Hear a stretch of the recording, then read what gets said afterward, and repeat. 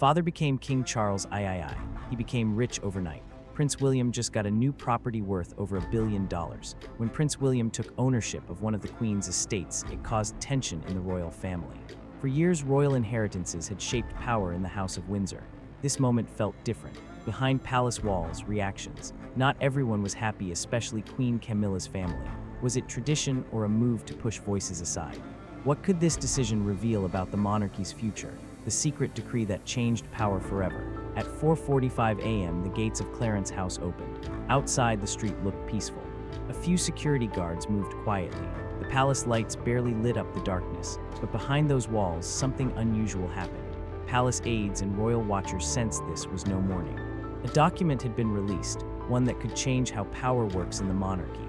A document was released, one that insiders believe could change how power works inside the monarchy. According to reports, King Charles III signed an order on March 12, 2026. The document is called the Royal Heritage Protection Decree. The decree was stored in the palace archives under the code BP 9926. At first, it seemed like a legal action, but people close to the palace say it's much more important.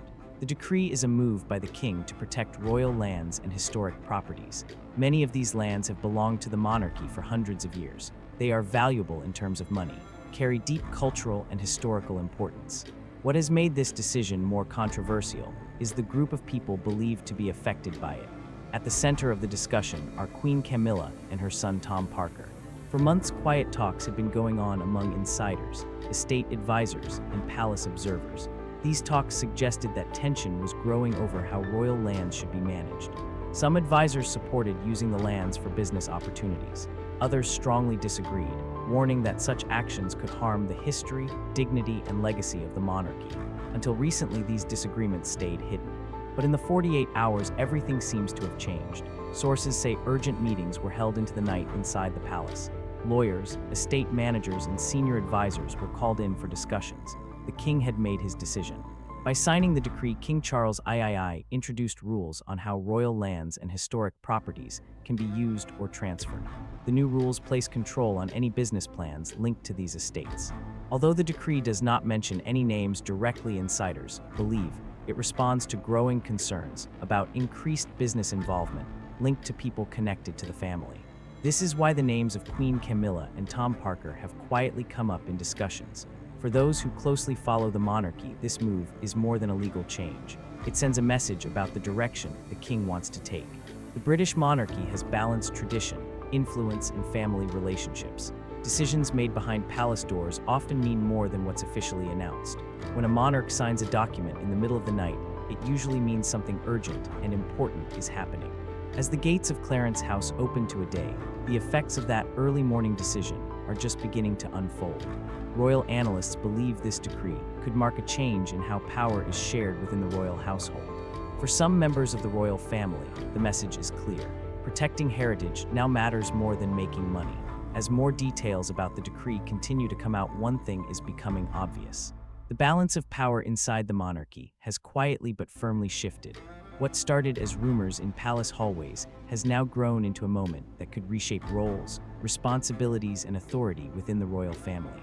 What could have caused tension within Camilla's family? Why did the royal family take firm and decisive action? Let's take a look at Prince William's quiet but powerful stand against Camilla. Queen Camilla's controversial Mediterranean escape. During the summer of 2025, while King Charles III was quietly spending his holiday at Balmoral Castle, everything seemed peaceful on the surface. But away from that quiet setting, his wife, Queen Camilla, was reportedly living a very different story. Of staying close to the king, she was said to be enjoying a luxurious escape aboard a grand yacht. According to reports, this situation did not sit well with Charles. Sources claimed that he felt deeply hurt and disappointed that Camilla chose to be far away during such an important time. Those close to the palace suggested that the king had quietly hoped she would remain by his side, offering support, companionship, and comfort as he rested. Instead, the image of the queen enjoying life at sea reportedly left him feeling not saddened, but also somewhat alone. This contrast between duty and distance began to raise eyebrows among watchers. Some insiders even started to question whether Camilla was becoming a little too comfortable in her position. The king had also reportedly shared instructions with his eldest son, Prince William. He allegedly asked William to respect and honor this agreement with Camilla when he eventually became king. In return, William would be given freedom to deal with another long-standing issue within the family, his strained relationship with his younger brother, Prince Harry, and Harry's wife, Meghan Markle. The tension between the two brothers has been closely watched by the public.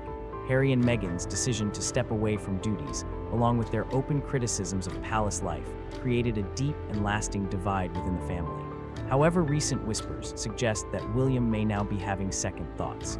Those familiar with palace life claim that the prince has grown increasingly uneasy with Camilla's behavior. Some say she now moves through life with a level of confidence that others interpret as arrogance, as if her position is completely secure and beyond challenge. Inside the palace, this attitude has reportedly begun to frustrate William. The royal family takes their responsibility seriously. The idea of celebrating in luxury while his father rested quietly at Balmoral was reportedly difficult to accept. It is said that it was hard for them to enjoy luxury when the king's health was a concern. One royal advisor spoke privately about Prince William. The advisor described William as loyal to his father. He is very protective of Charles and careful not to cause him stress. This is especially true during a time when the king's health has been a topic of concern. Yet behind the scenes, that patience may be wearing thin. There are conversations happening behind palace walls. The advisor hinted that William respects his father and wants to honor his wishes. At the same time, he is deeply troubled by what he sees as unacceptable behavior. According to this insider, William now finds himself caught between two responsibilities: his loyalty to his father and his own vision for what's right for the future of the monarchy. Although none of these claims have been officially confirmed, they paint a picture of growing tension within the household. Some observers believe that when William eventually becomes king, he may choose to revisit or even completely cancel the agreement. If that happens, it could dramatically reshape the balance of power inside the family. For now, however, the palace remains silent. They are offering no response as the speculation continues to swirl behind closed doors. The future relationship between Prince William and Queen Camilla could become one of the delicate and unpredictable stories in the modern history of the monarchy. What really happened? How did events unfold to create tension? Let us take a look at the revelations that reportedly sent shock waves rippling through the royal family. The shocking discovery behind Greystone Downs. What started as a financial check quickly spiraled into something far more dramatic than anyone could have imagined. Officials had arranged what they assumed would be a review of the Royal Heritage Fund's accounts. A careful, quiet inspection meant to ensure that the money supporting estates, conservation projects, and cultural landmarks was being handled properly. These audits were usually unremarkable. This time, the review would uncover a discovery that sent shock waves through the palace. As investigators sifted through pages of records, one unusual entry immediately caught their eye. A large transfer of $5,230,000 had passed through a corporate setup. Yet as analysts traced the trail of the funds, the situation grew more complex. The money had been funneled through a company registered in Luxembourg. Luxembourg is renowned in circles for hosting thousands of holding companies and elaborate corporate structures.